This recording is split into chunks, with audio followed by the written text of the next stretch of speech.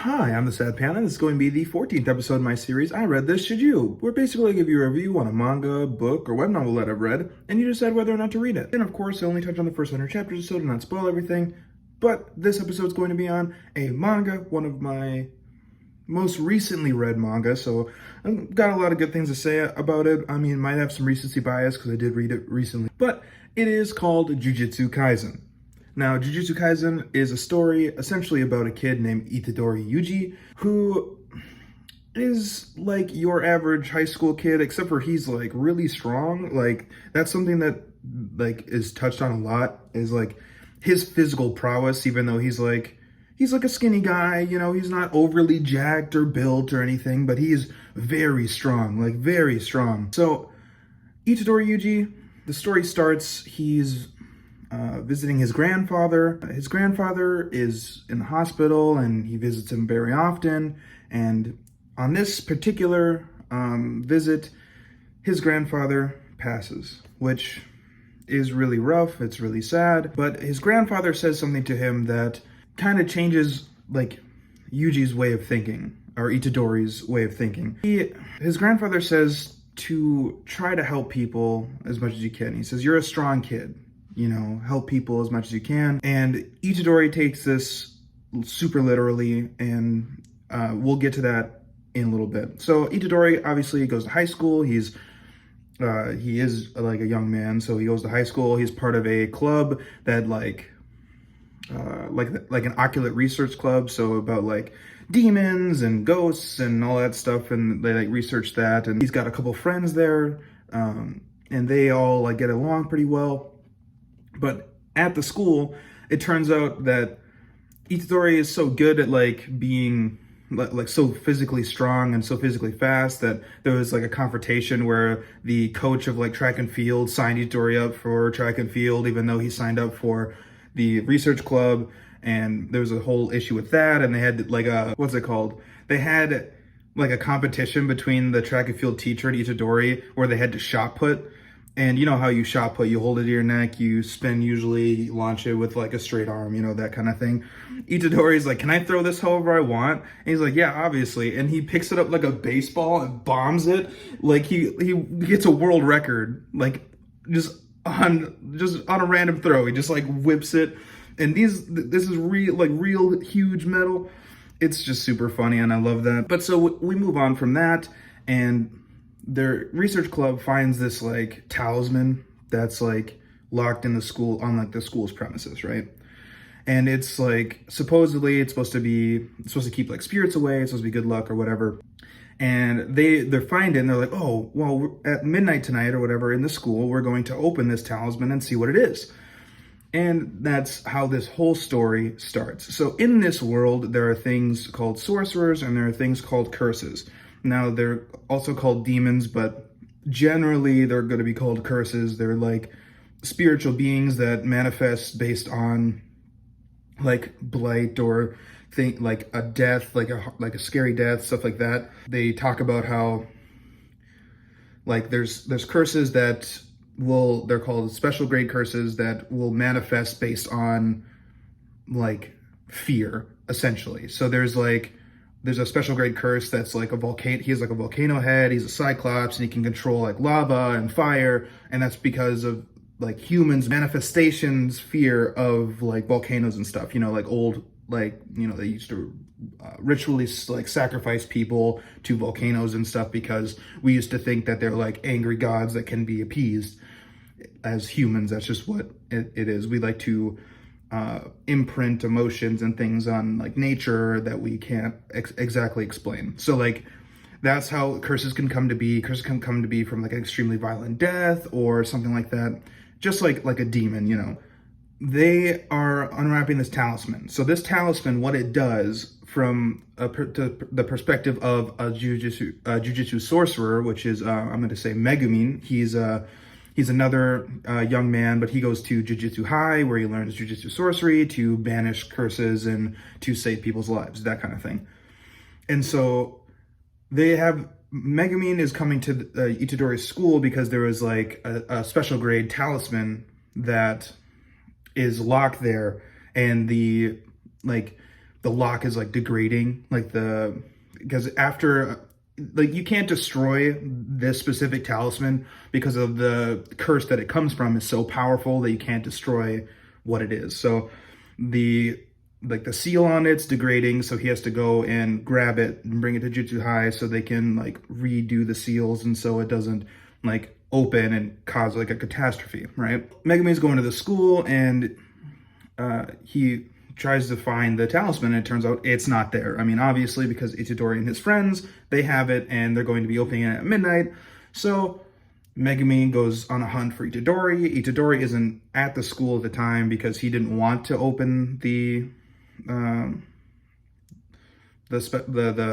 like talisman. He didn't want to, but he gave it to his friends, so they're going to do it at midnight. And so Megumin's like, oh, they're going to die. And they're like, well, I'm not going to let them die or whatever. So they rush back to the high school. They find that, well, Megumin finds that these curses, like this special grade talisman, what it is it's a finger of a demon that was so powerful that when they broke it apart, they can only split its power into 20 fingers, and that's what it is. At the school, they open it up and it releases its cursed energy, which it's basically a lure for weaker curses. So like the reason why it was sealed up on the school's premises is because when it's sealed up, it's like it was used as like a beacon that like this is a place where a strong, super strong like demon is, or a curse is, and like lesser grade demons aren't going to show up. But once it's unwrapped, lesser grade demons and like stronger curses and demons will try to grab it and increase their own power with it, because like it's just like a beacon of like this is where a lot of cursed energy is, but there's no owner. So they summon a bunch of demons and stuff, and his friends almost die, and Megumin has to like fight these demons, and they almost die. And then Itadori busts through like the glass in the high school and punches a demon with his bare fist, which usually you can't do. So there's apparently something special about Itadori. After they do this, and after they save these two friends of his, they're like, okay, well now here, Megumin, you can take this finger, take it away, whatever. And another demon tries to take it, and Itadori, in like the struggle, swallows it. So this is why the whole story is about Itadori Yuji, because he swallows the cursed grade, the special grade cursed object. So what this does is it makes him the vessel of a curse named Sukuna. So Sukuna is essentially your like big bad in the main character, you know what I mean? Like kind of like Naruto and like Kuruma, right? Kuruma is the nine-tailed fox, and he's sealed inside of Naruto. This is the kind of the same situation where this super, super powerful curse is sealed inside Itadori Yuji. Now, the difference between like Kuruma and Itadori Yuji is Kuruma, we find later on in the story that he's not bad per se. He just kind of wants to be left alone kind of thing, and he's been sealed forever, so obviously he's going to lash out. There's a whole like story behind that, but Sukuna, on the other hand, is a curse. Curses are considered to be like manifestations of evil itself and evil incarnate. There's really no good curses as far as we can tell in the story. Sukuna is like very powerful, and when Itadori Yuji eats this cursed object, Megumin says that there's only two possibilities that happens when you consume a cursed object of this power level. It's either you ingest it and you immediately die, because humans can't like handle that much cursed energy at once, like regular humans at least, or the worst case option. So the best option is that Itadori dies. The worst option is that it turns out Itadori, his body is like perfectly suited for Sukuna's cursed energy, so he becomes like a vessel of Sukuna, and which means that if Sukuna gets all of his fingers back, he could like re-manifest in Itadori Yuji's body.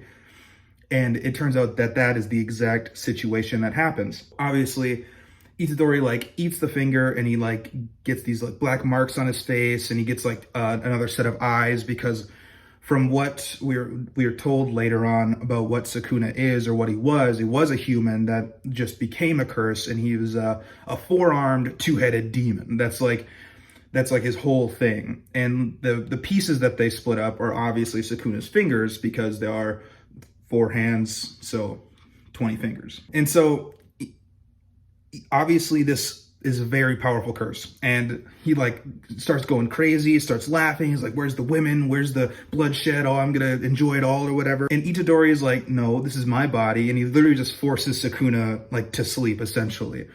So what we know about this is that Itadori has a very, very strong like will to be able to suppress Sukuna, because Sukuna also has a very, very strong will, which is why Itadori has a lot of trouble within the story, like drawing on Sukuna's power without letting him out. Because if you, like, the more you use, the easier it is to like corrupt you, essentially. And like the moment your like consciousness slips or your will slips or whatever, Sukuna can just take over and he can do whatever he wants. And this whole like section of the story is probably one of like the most like well choreographed like pieces of like this story. I mean, obviously all of the fight scenes are super well choreographed. I mean, if you watch the anime, they're all very good. I mean, in the manga, they're drawn really well. The paneling is nice in my opinion. But so after this, you know, after he like becomes Itadori again, this is where we meet Gojo Sensei, which is the most overpowered character in this entire show, bar none. Apparently, okay, so one of the things that we learn in this story is that when you have like a curse technique, the more the enemy knows about the curse technique, the stronger it is. And I mean, it makes sense, because if you say something and like someone's going to anticipate that because they're going to believe that. So, I mean, it makes sense. That's just the way like curse energy like manifests itself in this. So like the more you believe in something, the more it is true. So that's why when Gojo says that he's the strongest person in the, like, he's the strongest sorcerer, everyone doesn't dispute him, because not only does he have like the abilities of the strongest, but he has the mentality that he is the strongest and no one is stronger, which if everyone believes he's the strongest and he believes he's the strongest and he has the ability to back it up and people see that, then he's the strongest. So that's kind of the way it works. So the more you are able to visualize and manifest your ability, the stronger it is. And that's also explained by another guy named Nanami.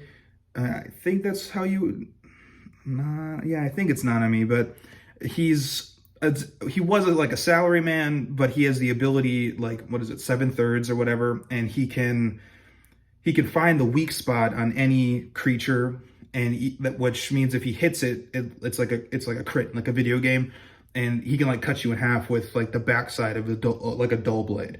It's super interesting the way that works, and it's explained more and more as you go through the story. But we meet Gojo, and Gojo's like, okay, so I need to make sure that you have full control over this, because otherwise I just have to kill you. So he's like, can you let him out for 30 seconds and I'll fight him? And he's like, well, he's really strong. He's like, no, it'll be fine. It'll be fine. And so they have this like fight scene where Gojo is literally not fighting really, but he's just kind of like flexing on Sukuna and how weak he is compared to Gojo. But in this situation, Sukuna also is only at 1/20th of power, for one. And for two, he doesn't use any sorcery, jujitsu, sorry. But jujitsu in this world is like magic, essentially, you know, cursed energy and all that. You know, people have the ability to use cursed energy, and the people that have it can become sorcerers. But your talent is, from Gojo's point of view, your talent is like from when you're born, essentially. They can tell your talent. If you're not talented, then you're kind of screwed, that's it. And there's like family dynamics with like Megumin's family. He's comes from like a high class jujitsu family, and like there's a bunch of other side characters that come from like high class jujitsu family. But if you don't have the talent, which unlike Megumin, there's a female character, I forget her name. I'm really bad with names. I'm really good with faces, but she has glasses and she can't see curses, like that. She's unable to use cursed energy, but her body is very strong, so like she can, like, she's fast enough to react to like bullets. So like she's very strong, but she can't see cursed energy, and she comes from a like jujitsu family. So they don't want to make her the heir because she's not strong enough, even though she's way stronger than like a lot of the people that are in that same family. But there's a lot of family dynamics, which I really like about this. But after this, Itadori, he calls out Sukuna for 30 seconds. They fight, and like as the 30 seconds hits, he suppresses Sukuna, and he's like, all right, well, good. And so Gojo knocks him out and locks him up. But this is for good reason. I mean, obviously they don't know how much Itadori has control over Sukuna, so they lock him up, and just to see who, when he wakes up, who it is. So if it's Sukuna when he wakes up, then obviously Itadori is a lost cause, and they can kill him. If not, Gojo wants to try to save Yuji, which is the plan. When Itadori wakes up, and it is Itadori, they're like, all right, Gojo's like, all right, we discussed if you live or die, and I got good news and bad news. The good news is I did talk to them. The bad news is you're still going to be scheduled for execution, but not until we not until you consume like all the fingers, because if you just consume one and you die, there's still 19 other fingers, and Sukuna can still reconstitute somewhere. If you consume all of them and then we kill you, Sukuna can't, because you're going to be the body, you're going to be the host, and then you die and he dies, and that's it. So that's the plan, which Itadori is happy about because he can help people, but he's sad about because he still has to die. And this is why one of the reasons why I like Yuji so much is they have this like entrance exam to the Jujitsu High, and Yuji has to answer the question why he wants to be a Jujitsu sorcerer. I mean, obviously, he's like, I want to help people, but it turns out that the head master of the Jujitsu High, he knows. He's like, I know that you're lying. You're lying to you. You're lying to me. I'm not going to let you go out and try to kill yourself because of no reason. Turns out that Itadori, he has this feeling that like becoming the host of Sukuna is a thing that only he can do, and he hasn't had something that there's like only he can do before, and he feels like if he just lets Sukuna, like his body parts, be out in the wild hurting people, that he won't be able to lay his head down and be like that, oh, that's not my problem, because it's something that only he can do, and he feels like that's something only he can do. And it makes Itadori, like, he has this like hero complex to like the nth degree, where like he wants to save everyone, and he has to realize the hard way in a lot of these situations that, some people are beyond saving, and some people you just aren't going to be able to save. That's just the way it is. Like there's this curse that is like the manifestation of human hatred towards humans, and he can manipulate like your soul, so he can change your body's shape, because he talks about how it's like the chicken and the egg, like which one came first, the soul or the body. Does the body form and then the soul forms in the body, or does the soul form and the body forms around it? As he can manipulate souls, he knows that the latter is true, that when you are born, it's like your soul that manifests first, and then it's your body. So if you change someone's soul, you can change their whole body structure. And so that's like his like ability. That's this curse's ability. He is a special grade curse, and they have like special abilities. They can use jujitsu. They can use something called domain expansion, which is essentially like an auto win if you're like a jujitsu sorcerer or a curse. Like if you manifest your domain expansion, any move, any like jujitsu that you use in the domain it's like an automatic hit. And there's like the only two ways to go, like to get around it, is to either be strong enough where you can just either tank the hits or break the hits, or have your own domain expansion that is more complete than the others, which is shown by Gojo versus the volcano-headed curse that I talked about a little earlier. They have like a domain expansion that shows Itadori Yuji what it actually means to be a Jujitsu sorcerer and the abilities that they have. But through all this, what I want you to get through is that all of these characters are really complex, right? Like Itadori, not only does he have this like hero complex, but he also doesn't want to die, and he's afraid of dying, and he knows this. But he has to put on a brave face because he told his grandpa that he's going to help people, and even if that means dying, which is always the weird thing with Itadori, is like he knows that he doesn't want to die, which he has this close encounter very early in his like sorcery career where he gets beaten and he can't do anything about it. There's no strength that he has that he could possibly win against one of these like special grade or pseudo special grade curses that he has to face. And he ends up crying and like begging not to die. He doesn't want to die. Obviously he wants to live a happy life, and he wants a good death, which is one of the things that he says a lot. Like, what is a good death? Is it like one that you get to choose for yourself, or is it one where you like live peacefully your whole life and then die? And he didn't get to choose his life, and he doesn't want to die like this because it's not a good death in his opinion. He has to summon Sukuna, and Sukuna wins, obviously. But it's just like, Itadori is a complex character, and I really like him. Megumin, from what we know, is a complex character, especially now in the newer chapters. We're seeing like the family dynamics between a lot of these large families and things like that. Anyway, besides the complex characters, I really like the colors. Like, if you watch the anime, I really like the choreography. I like the paneling. I think it's pretty good. The story right now is getting really interesting, and I really am looking forward to that. I mean, we're seeing a lot of like deaths right now. Like, I'm not going to spoil it, but all I know is that like there was a death with like Panda's father, and it was like really messed up and really sad because Panda is another character that we meet within the first 100 chapters, and he's considered a cursed doll. Even though he has like his own personality, and he has like 3 forms and stuff, and he has like he's essentially like a mech.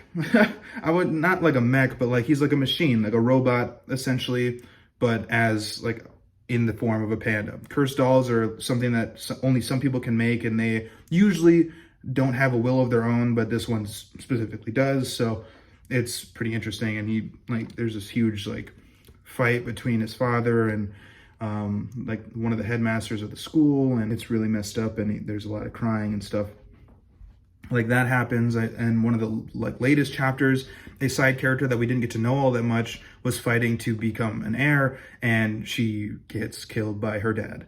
And it is like that. There's another one, Mekamaru. He's a character that we see, and all he wants to do is be like a regular person, because he was born with like too much cursed energy, and it like eats away at his like skin and his flesh and his bones. He can barely walk, barely move, and he has to like live in a bathtub of like healing solution, and like otherwise he just dies. So he has to use one of these like cursed dolls as his like real body, even though his real body is like disfigured and hurt, and he ends up in a really bad situation. And I'm not gonna say what happens to him, but it's a lot. And I really like this story because like not only is it like the fight scene's really cool, like I like the story, and I like the thought process that the like curses have to go through, because the curses want is all of Sukuna to be like all of his fingers to be in Itadori Yuji, so Yuji gets corrupted by Sukuna, and Sukuna becomes himself again. And then they want to recruit Sukuna to destroy the world with them, and like make a new world for the new humans, which are essentially the curses, because they're like they call themselves like real humans, because they don't like lie about being like happy and great about the like things that are horrible. They don't pretend. They just wear their like their aggression and their hatred on their sleeve. And it seems more like a way to justify like killing and stuff, but that is whatever it is. But so they know that they have to suppress Gojo, but the only way to suppress Gojo, because they know they can't kill him, is to seal him. So they have to go through a bunch of hoops to try to seal Gojo, and then to get the fingers into Yuji. And the manga is obviously a lot farther than the anime. So one of the things that we see in the manga that we don't see in the anime is the sealing. And it is a fight that I honestly adore. It's in like a subway. So there's like a lot of people around, and Gojo can't go full out because obviously he doesn't want to kill like regular people, but he has to use something. So he uses his domain expansion, but he can only use it for like 2 seconds or something like that, because otherwise the human brain would just implode on itself because of how impressive and powerful his domain is. What I didn't say before about his domain is that it is literally, the way it is described by someone that is trapped in his domain is that you can't feel anything, you can't see anything, you can't hear anything, you can't taste anything, but it's not because you can't, it's because you are feeling everything, you are tasting everything, you are seeing everything. So you literally cannot move. There's too much to process. Your brain, you cannot move. So you're just like in a state of constant, like, infinite. Like, you can't move, you can't express anything. You don't even feel pain. Like the curse gets his head ripped right off by Gojo. Like, one hand takes off his head and that's it. Like, I mean, obviously the curse doesn't die because it's a curse, and you have to, like, what is it called? You have to exercise them essentially in order to get, like, rid of them. You have to beat them with, like, a curse technique, but like he didn't. He just ripped his head off just so he can question them.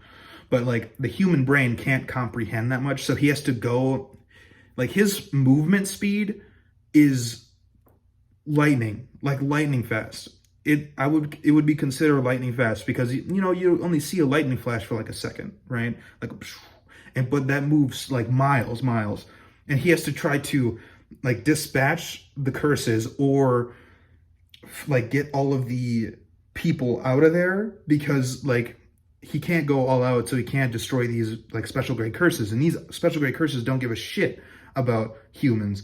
So it's this huge, like, fight, and then he gets, like, sealed into a cube, which I think that's about as far as 100 chapters goes, but he gets sealed into, like, a cube that is, like, powerful enough to hold, like, a calamity that is Gojo. Because apparently Gojo is strong enough to, if he were to fight with Sukuna, which Sukuna is considered the strongest curse to have ever existed, if Sukuna were to get all of his fingers back in a fight between Gojo and Sukuna, Gojo, in his own words, said, "It would be close, but I'd still win." That's as far as you need to know, because these other like special grade curses, they are graded by like the mastermind of this whole thing in Sukuna fingers, because like Sukuna has 20, obviously, and that's like the measure of power that he has. It's not because he has 20 fingers, but that's just how they measure it, because it's like 1/20th up to like 10/20th, so like half. And the volcano curse that is considered to be like one of, if not the strongest curse out of these, like this collection of curses besides Mahito, which is the human curse, he is only classified as 8 or 9 Sukuna fingers. And Gojo decimated him, absolutely destroyed him. One move, gone. And so it's just, I really like this story. And obviously I can ramble about it. I could keep going, but I'm not going to ramble for another 50-minute video. This one's already about 30 minutes long, so I'm going to cut it here. I give it a 9 out of 10. I give it an 8 out of 10. I would give it a 9 out of 10, but I can't give everything a 9 out of 10. So that's going to be my my review of Jujutsu Kaisen. Obviously, if you like my content, leave a comment. I do respond to them. People that have been here for a while know that. So please let me know what you think about the video. Leave a like, subscribe if you haven't, and that'll be all for the day. Thank you.